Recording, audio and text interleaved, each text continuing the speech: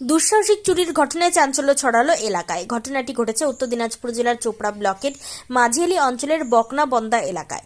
জানা যায়, চোপড়ার ব্যবসায়ী সৈয়দ আক্তার প্রতিদিনের মতো মঙ্গলবার রাতে দোকান বন্ধ করে বাড়ি চলে যান।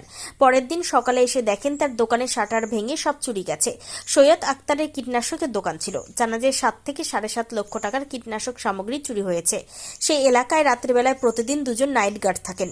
খবর দেওয়া হয় চোপড়া থানার পুলিশকে। পুলিশ ঘটনা তদন্ত শুরু করেছে। দাদা কি হয়েছে? আমার আজের রাতের বেলায় মাল চুরি হয়ে গেছে দোকানে। কি মাল? পেস্টিসাইড, বাগানের ওষুধ। কত টাকার মাল চুরি হয়েছে? মোটামুটি 7.5 লাখ থেকে 8 লাখ টাকা। কি মনে করছেন কারা চুরি করতে পারে? ওটা তো মনে করছি না, কিন্তু নাইট ডিউটি 2 জন ছিল। নাইট ডিউটি হলে সামনেই ছিল, আমার দোকানের সামনে। ওরা হলে ছিল এখানে, আর কারা চুরি করছে ওদের তো বলতে পারে না। এখন নাইট ডিউটিকে চাপ দিতে হবে। তো এত টাকার মাল তো হাতে করে তো নিয়ে যায়নি? না না, গাড়ি তো অবশ্যই হবে। শাটার ভাঙছে, আবার শাটারের টাইম লাগছে 2 থেকে 3 ঘন্টা মনে হয়। আর নাইট ডিউটি সামনে ছিল। আপনি কখন জানতে পারলেন? সকালে 5:30 থেকে 6টা। ওরাই বলছিল নাইট ডিউটি আমার বাড়ি গিয়েছিল। কোথায় এই জায়গাটা?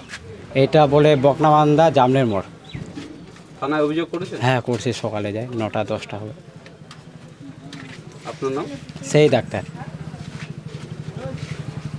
আতঙ্কের বিষয় তো অবশ্যই।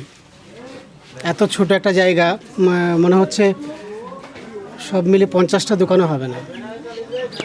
আর খুব তাড়াতাড়ি একটা ডেভেলপমেন্ট হয়েছে এলাকার মধ্যে। আমি গতকাল এখানে ওষুধ নিতে এসেছিলাম।